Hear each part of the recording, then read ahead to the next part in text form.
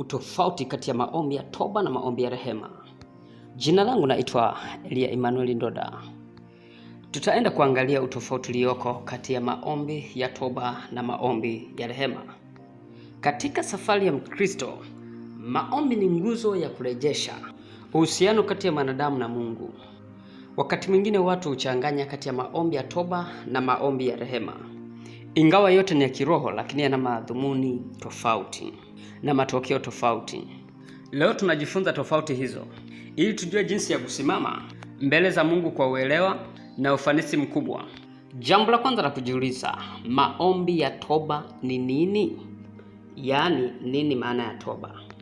Toba ni tendo la kukiri dhambi, kujuta kwa dhati na kubadilisha mwelekeo. Yaani kubadilisha mawazo yako na mwelekeo wa maisha yako.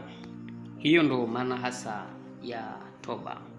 Lakini maombi ya toba pia yana vipengele vyake. Tutaenda kuangalia vipengele vya maombi ya toba. Kipengele cha kwanza, kukiri dhambi.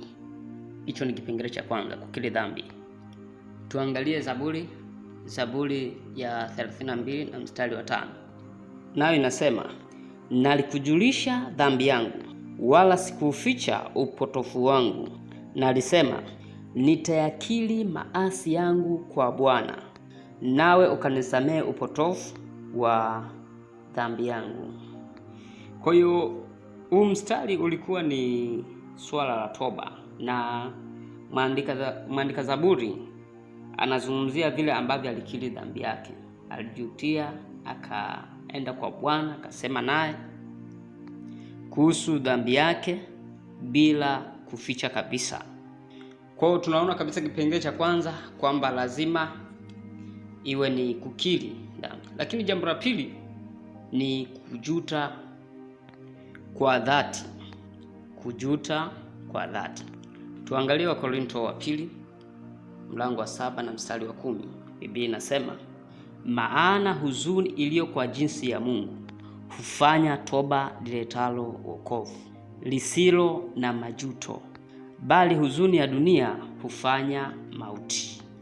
Unaona sasa kwenye hiki kipengele cha pili cha maombi ya toba, kipengele cha pili cha maombi ya toba, kwamba lazima mtu awe amejuta, ajute kabisa, kama Korintho hii ambavyo inatuambia kwamba mtu huyo lazima huzuni ile ya ndani ajute kwa ndani. Kuna mtu ambaye anaweza kaomba toba lakini ya mdomoni tu, sio ya moyoni. Ile toba Mungu hawezi kuipokea. Mungu anapomtazama mtu wakati anaomba, cha kwanza anaangalia moyo wake, namna ambavyo unaomba.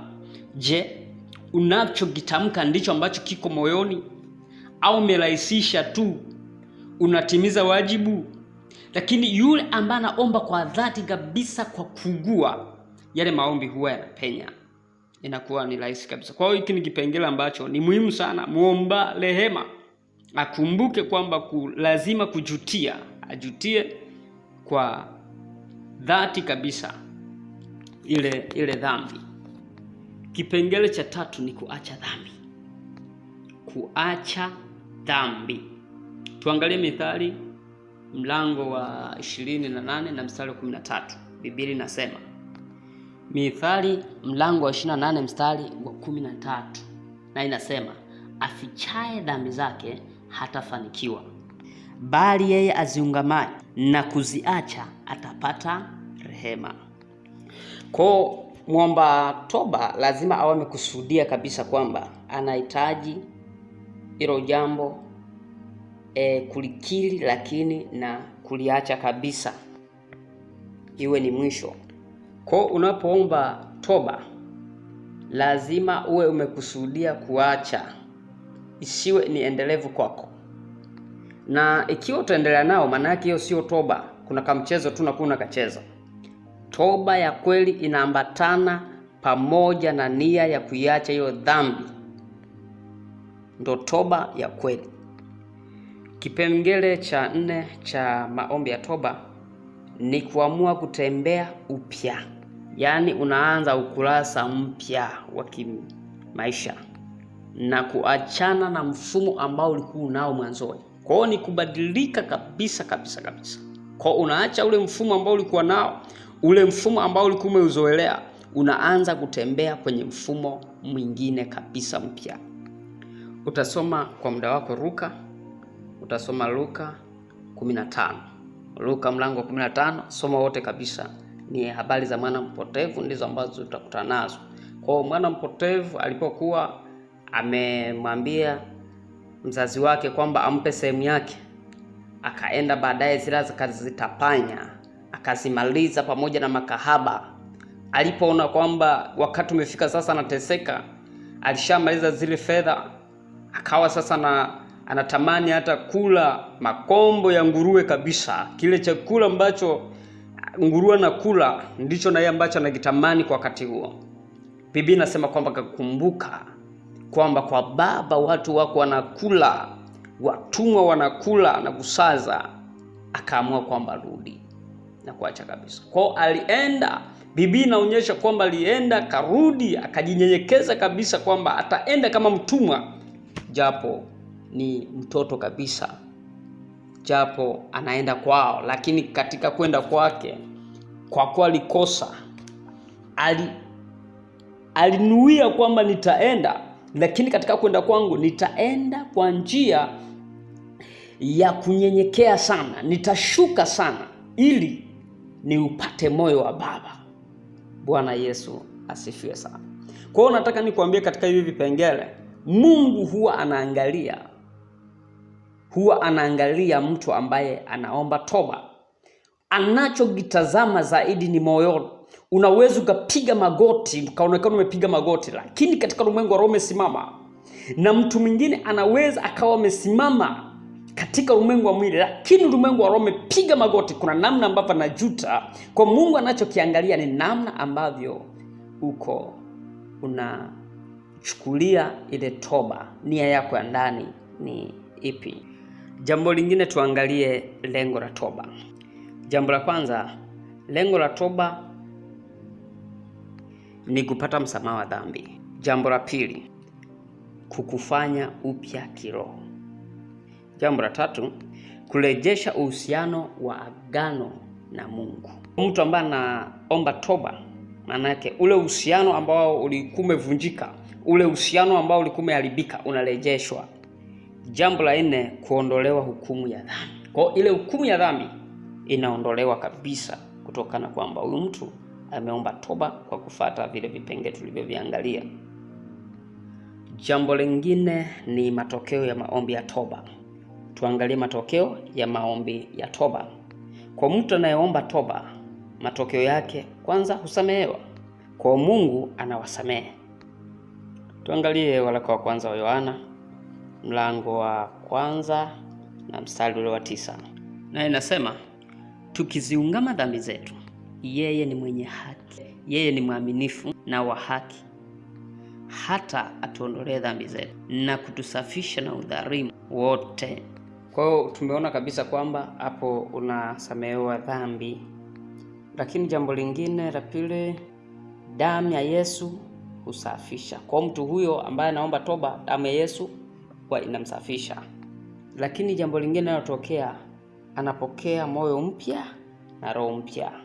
Tuangalie Ezekieli 36 na mstari wa 26. Biblia inasema, nanyi nitawapa ninyi moyo mpya, nami nitatia roho mpya ndani yenu, nami nitatoa moyo wa jiwe uliomo ndani ya mwili wenu, nami nitawapa moyo wa nyama.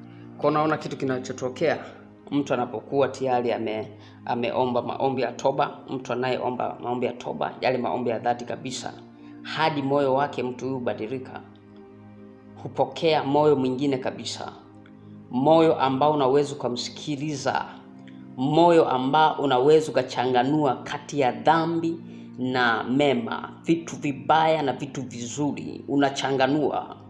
Kwa unakuwa anaachilia neema kabisa. Roho ile inakuwa kabisa inakushuhudia kwamba hiki kinakufaa ufanye, hiki hakikufai ufanye. Kwa ndani utasikia unasukuma, unaongozwa ndani, unaishi, lakini kuna kitu kingine kinakuongoza ndani, kukudhibiti juu ya kutenda maovu, juu ya kutenda dhambi. Kwa hata ruhusu dhambi ziendelee kuishi upande wako. Kwa nini? Kwa sababu moyo anaubadilisha, roho anakuwekea roho nyingine, sio ile ya dhambi. Ni pale ambapo unampokea Kristo na ukawa umeomba toba, au ulikuwa umeokoka ukaanguka, ukawa unatenda dhambi, ukaishi katika dhambi. Unapoenda kuomba rehema, maana yake kuna kitu kingine kinaingia tena ndani yako. Kuna mahusiano mpya tena yanafanyika ili kukufanya uwe mshirika pamoja na Mungu. Bwana Yesu asifiwe sana. Kwa kinachotokea, amani ya ndani ya urejesho wa moyo inatawala ndani yako. Kwa utashangaa una amani kabisa, hata amani ambayo ulikuwa huna, unaanza kuwa na amani. Bwana Yesu asifiwe sana. Basi tuangalie pia kuhusiana na maombi sasa ya rehema. Tuanze kwamba tumeangalia kwa eneo la toba, lakini sasa tuangalie maombi ya rehema ni nini, na baadaye tutaangalia utofauti sasa. Bwana Yesu asifiwe. Maana ya rehema. Maana ya rehema. Rehema ni msaada wa Mungu kwa kuhurumia udhaifu wa mwanadamu hata pale ambapo hatustahili. Kwa hiyo kitendo cha Mungu kutuinua, kutulinda, kutuponya, kutufungua au kutuimarisha kwa wema wake usio na kipimo ni kwa sababu ya rehema zake. Kwa rehema hizo ndizo ambazo huwa zinasimama kustahilishwa mahala ambapo tulikuwa hatustahili. Rehema. Lakini tukaangalie pia vipengele vya rehema, maombi ya rehema. Tukaangalia vipengele vya maombi ya rehema. Kipengele cha kwanza ni kukiri udhaifu. Tuangalie Zaburi ya 51 na mstari wa kwanza. Biblia inasema, Mungu ni rehemu sawa na fadhili zako, kiasi cha wingi wa rehema zako uyafute makosa yangu. Angalia hapa vile ambavyo mwandika Zaburi anavyosema kwamba unirehemu sawa na fadhili zako. Kwa anamwambia Mungu kwamba sawa na fadhili, amrehemu kutokana na fadhili zake Mungu mwenyewe. Lakini anasema kiasi cha wingi wa rehema zako, kwamba kwa kiasi cha wingi wa rehema zako. Kwa rehema tunapata ni kwa ajili ya Mungu mwenyewe. Kwa huruma zake ndizo ambazo zinaachilia ile rehema. Bwana Yesu asifiwe sana. Ngoja tuende haraka ili tuweze kumaliza. Jambo la pili, kutafuta wema wa Mungu usio na mipaka. Kutafuta wema wa Mungu usio na mipaka. Tuangalie Waebrania 4:16. Waebrania 4:16. Inasema, basi na tukikaribie kiti cha neema kwa ujasiri, ili tupewe rehema na kupata neema ya kutusaidia wakati wa mahitaji. Unaona kitu kinachozungumzwa kwenye maandiko haya ya kitabu cha Waebrania? Anazungumzia kwamba tukikaribie kiti cha neema kwa ujasiri. Kwa kiti cha neema, tunajua kabisa kwamba tukizungumzia habari ya neema, unapata kitu ambacho ulikuwa hustahili. Kwa unastahilishwa mahala ambapo ulikuwa hustahili. Bwana Yesu asifiwe sana. Kwa utaona kabisa kwamba mtu ambaye anaiomba rehema inapita wakati mwingine mahala ambapo ulikuwa ustahili. Kwa rehema inaweza kukuingiza mahala ambapo wewe ulikuwa kabisa usingeweza kuingia, lakini rehema za Mungu zinakuingiza mahala hapo. Bwana Yesu asifiwe sana.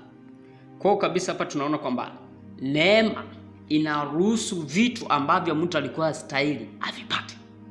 Na hapa amesema wanakiendea hicho kiti cha rehema ili wapewe rehema.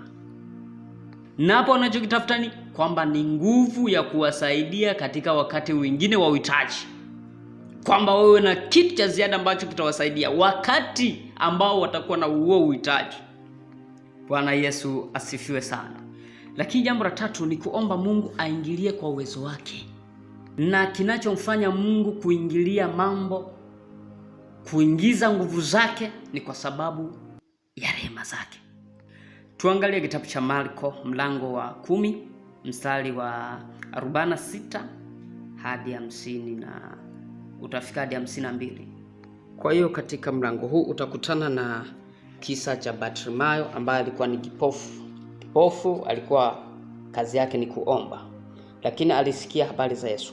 Siku hiyo kwa bahati nzuri Yesu akawa anapita, akagundua kwamba Yesu anapita. Kwa alichokifanya, alianza kuita, Yesu mwana wa Daudi unirehemu. Akamwita Yesu mwana wa Daudi amrehemu. Kwa alitumia unirehemu kwa maana ya kwamba amhurumie. Na ukiendelea kusoma utaona kwamba baada ya pale Yesu kweli aliweza kumsaidia akawa ameona. Kwa hiyo kuna wakati ambao kwamba kitu ulikuwa hustahili, lakini kwa huruma za Mungu mwenyewe anaamua kufanya. Lakini anafanya kwa sababu gani? Kwa sababu iko rehema ambayo iko juu yake. Kwa utaweza kusoma kabisa, ufuatilie, itakuwa vizuri zaidi, itakufaa sana. Lakini pia tuangalie lengo la maombi ya rehema. Lengo la maombi ya rehema. Lengo la kwanza la maombi haya ni kupokea faraja, uponyaji, ulinzi, upenyo wa mambo mbalimbali, lakini pia kuzikabili nguvu za giza hata wakati sisi ambapo tunakuwa hatujui. Jambo la pili, kuepusha adhabu tunayostahili. Kwa kuna wakati Mungu anatuepusha kabisa adhabu ambayo mtu alistahili. Kile kitu ambacho alitakiwa alipwe, kilicho ambacho ni kibaya, haitakiwa apigwe, lakini rehema za Mungu zinafunika, anaacha kupigwa, lakini kwa sababu ya rehema za Mungu.